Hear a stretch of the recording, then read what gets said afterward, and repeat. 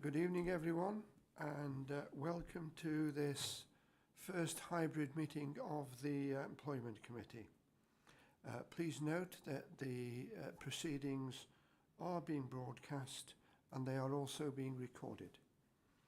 For clarity, voting is only permitted by members who are present in the room, and any member joining the meeting remotely is able to participate in the debate, but they are not able to vote.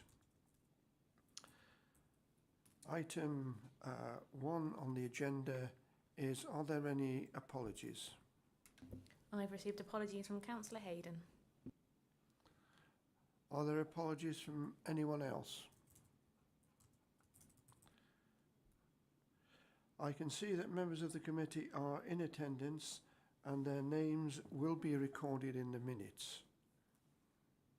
Please can the clerk confirm if any of the members are joining remotely, and if those members could confirm their attendance when Hannah calls your name. Thank you. I have Councillor Angel.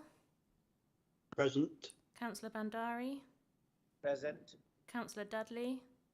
Present. Councillor Neal. Present. And Councillor Wade. Present. That's everyone, Chair. Thank you. Item 2 on the agenda are declarations of interest, and the full text of the declaration is set out on the agenda. If any member has a disclosable pecuniary interest or an affected interest to declare, please indicate in the meeting's chat and I will come to you in turn.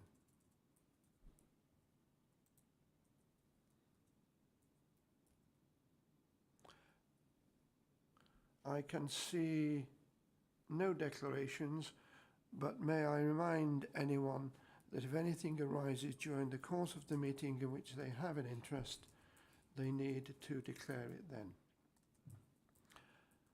Item 3 on the agenda are the minutes from the previous meeting, and they are to approve as a correct record the meetings of the committees held on the 2nd of March 22 and the minutes of the annual meeting of the committee held on the 18th of May 22.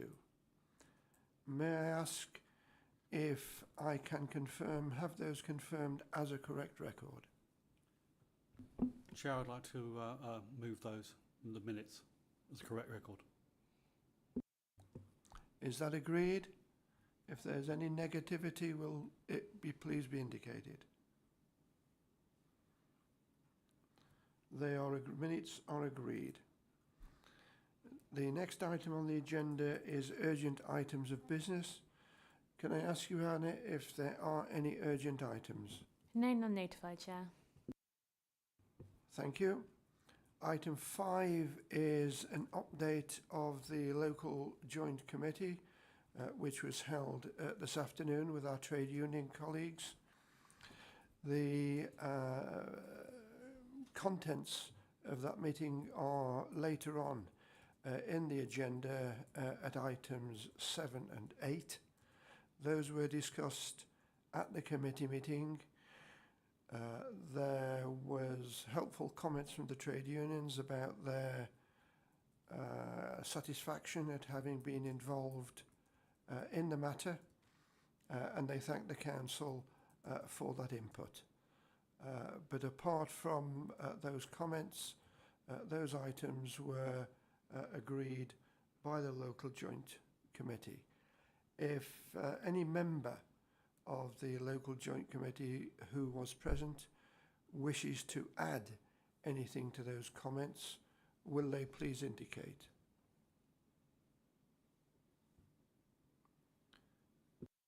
See nothing there. So we will move on to item 6 of the agenda, which are minutes of the subgroups, and those were the minutes of the local joint committee on the 2nd of March 22, and the committee is asked to note those. Item 7 on the agenda is the annual update of the council's pay statement.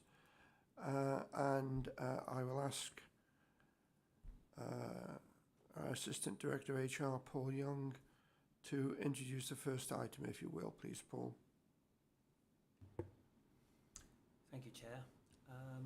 Item 7 on the agenda is reference the annual update on the Council's pay statement. I think members of the committee will feel this is very familiar, as that the last pay statement was reviewed back in the committee in February. It's worth noting that this annual update is for the current financial year for the pay policy statement for 22-23. Given the fact that there isn't an awful lot of time gone since we've last agreed this at committee, it won't be too much of a surprise to say that there's minimal changes to this apart from the updated pay information, which is actually included within the document on page, if you bear with me for a second, on page 27 of your pack, and that's been updated with the figures effectively from the pay award, which was from April 2021. The only other thing in particular that I just wanted to bring the committee's attention to was the reference to a number of the posts, where on page 21 and page 22 of the document, they are it's actually indicated as a Director of Place Planning and Regeneration, and on page 22 it's indicated as Director of Resources. Those both posts should be Executive Director. Okay. Other than that, there are no significant changes to the annual pay statement. We have had discussions with trade union colleagues, and as the Chair's indicated, there were no questions raised at the local joint on this. So, happy to take any questions, Chair. Thank you. Can I ask members if there are any questions on the paper? I'm not seeing any questions. In that case, if you go to the recommendation, which is at 2.1, and that is, I will move that recommendation that the Employment Committee review and agree the pay policy statement for 2022 to 2023. May I have a seconder, please? I'd like to second that, Chair. Thank you, Councillor Allen. Is there any comment or debate that anybody wishes to make at this point?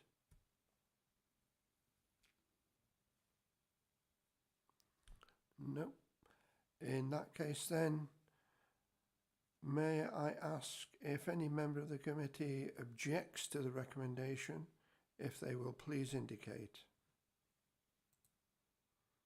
I can see no objections, and that recommendation is therefore approved. Item 8 on the agenda is to review the HR policy and the discipline, grievance and performance improvement policy. Paul, can I hand over to you at this point to introduce the paper, please? Yes, thank you, Chair. This is part of the ongoing programme of the review and updates of the HR policies and procedures through the Council. There are, what I would say, modest changes to these procedures, which has followed a consultation process with local trade unions and also engagement with a number of officers across the Council, where we have got working groups now looking at all of our procedures and making sure that we actually engaged with across the service areas of those policies that are operational, and making sure that we pick up any issues or challenges that managers have had, so we can actually address those when we update policies. And that is a arrangement that has now been in place for 6 months or so, and it's part of the ongoing programme, as I say, and it's working really very well, because we're picking up some real sort of useful issues where managers have used these in the past and have come up with some challenges. Given the changes and the opportunity to go through these in detail, what I've done is just a very quick PowerPoint. If I can just share that with you, Chair, so I can just cover some of the main changes to the policies.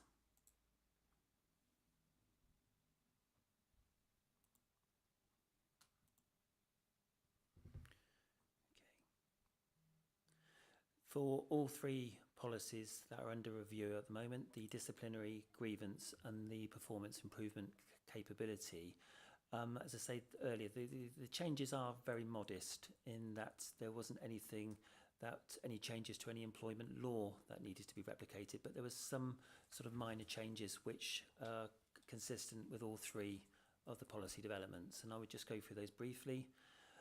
The clarification of roles and responsibilities. We wanted to make sure that through all the measures that were incorporated with all of these procedures, it was clearer in terms of who was responsible for certain activities. So we've just cleaned that up in certain areas where there were challenges or questions raised, and that's often a case where there were uncertainties, who were designated officers, who should be investigating officers, etc. So we've clarified that in the procedures. Critically, one of the challenges that we've had in a handful of cases is timeliness and the completion of any of these policies in a timely fashion, and that's typically been when there's been a sort of disciplinary issue or a grievance challenge that we've had to face or investigate. What we have found is that there has been a handful of cases where this hasn't been managed in a timely manner. So what we have done is actually implemented some tighter timescales within this.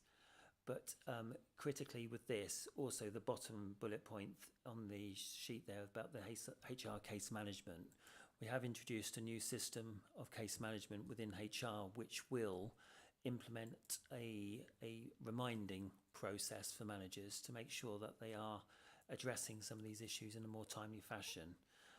This is one area where in the small number of cases, as I've indicated earlier on, our trade union colleagues had some frustration in those cases. So this would look at addressing some of those concerns. We have updated and included the equality statement in all three procedures. And during the pandemic, where we had to implement a number of remote meetings to deliver some of these outcomes, we've actually incorporated a link now for guidance on remote management of meetings. On all of the procedures as well, they've got flow charts now to assist managers, and that was some feedback that we had from service managers that they actually find that very useful. Just going through on the individual policies, for the disciplinary, what we have done is actually clarified more clearly in terms of what happens when police are involved in certain situations. And this is typically where we have individuals to do with safeguarding, for example, for a disciplinary case where the police will actually have to carry out certain investigations prior to any internal processes proceeding. So we've just clarified that within that procedure. In the importance of actually reinstating the role of the HR advisor in these processes, because we have been in cases in the past where the HR officer or advisor involved in cases have often been pressured or pushed into situations where they're having to almost make decisions on this, and that isn't how we should be operating at all. So we've reinstated in the guidance and in the procedures the actual role of HR and how that should be fulfilled, and that is part and parcel of the ongoing training in the Bracknell Forest Management Framework. Moving on to the performance improvement capability procedure, what we've done is actually incorporated stronger areas to do with the redeployment arrangements and as and when they should be implemented. That's been reinforced. That was in the original procedures, but in terms of making sure that actually happens, a number of cases, particularly where we're looking at underperformance to do with ill health, we need to be looking fully before we would look at a dismissal about what redeployment options can be fulfilled, and that would include areas across the whole of the council, including the schools. We've also incorporated, particularly sort of input from our trade union colleagues, was the stronger awareness of menopause and the impact that can have across the service areas. So we would do that in collaboration with working with occupational health services. Finally, the grievance procedure.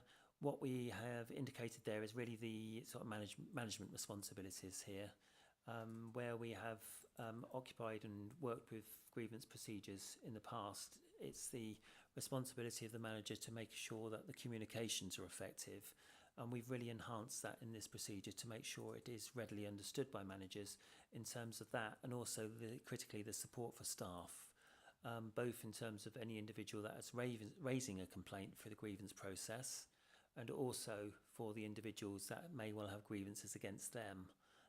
And we've put further bits of information in there about support that can be offered both for the individuals and for the individuals that have got grievances against them. The other area is just to incorporate the work of the equality allies that we've got across the council at the moment. So that is actually identified in this procedure. So I wanted to just give you a quick overview of those modest changes and what we've done to reinforce one or two areas. But Chair, I'm happy to take any questions. Thank you, Paul. Does any member have any questions? Councillor Allen. Yes, just a quick one on the document. I noticed it's got lots of links in there to various ACAS websites and other definitions of some of the terms. But I noticed some of them were underlined, some of them not. Is there any significance in that? No significance in the underlining. No, none at all. The links have all been worked on and they're on the back on the intranet. So, Okay, thank you. Does any other member want to comment? Councillor Dudley. Yeah, thank you, Chair. Just a couple of questions of clarification, please. On the document itself, under the disciplinary and grievance procedures, one of the sentences says that if an employee is required to attend a disciplinary hearing, there will be advance written notice to them on the grounds for the hearing. Can you tell me, is that advance written notice and notice of the hearing, is there a statutory number of days of notice that they're given? there's not a statutory period of notice of the meetings, but there should be notice of the meetings within the procedures. And we would normally give 5 working days notice of any hearing. 5 working days. And that should be clear in the procedures. Okay, thank you. And if I may, Chair, I've just one other question. Further down, where an employee raises a grievance about a manager who's involved in a disciplinary case against them, the disciplinary process may have to be suspended for a short while. Is there a maximum number of days that can be suspended for? Because obviously we don't want employees to have disciplinary procedures hanging over them for a long time. No, there isn't a specified period of time for that to happen. It's what is reasonable to actually understand what the complaint looks like. At some stages in the past, we have, or individuals have used this to delay procedures. We've just implemented this to make sure that it isn't an automatic opportunity to delay procedures. We would look at each individual case and its own merits. But there isn't a prescribed period of that because we would want to move forward with it for exactly the reasons you've indicated. Okay, thank you, Chair.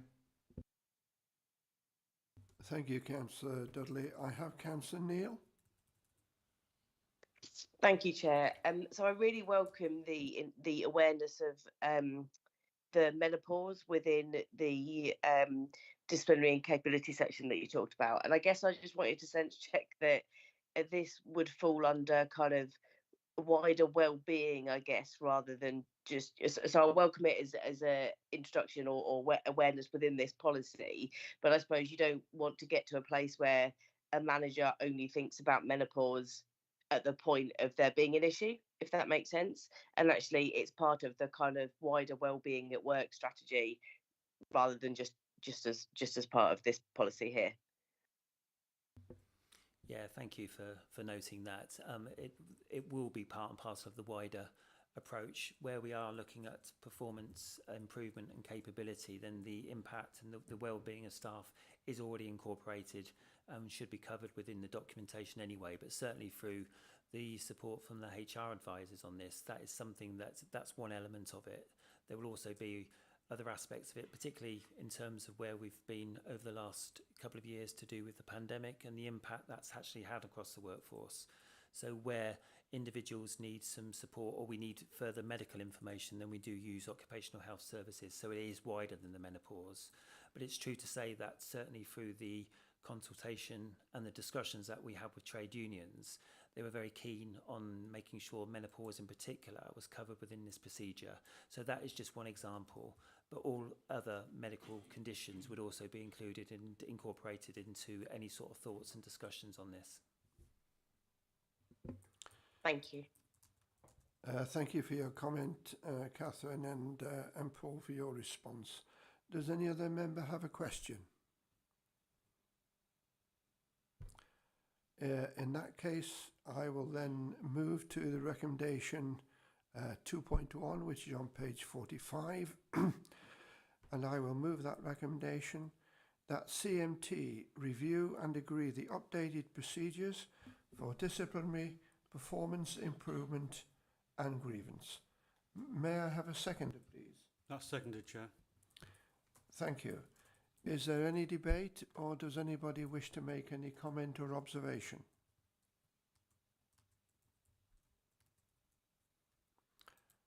I see nothing. Accordingly, if anybody wishes to disagree, will they please indicate? I see no disagreement, and accordingly, that recommendation is approved. I think that concludes item 8, was the last item on the agenda.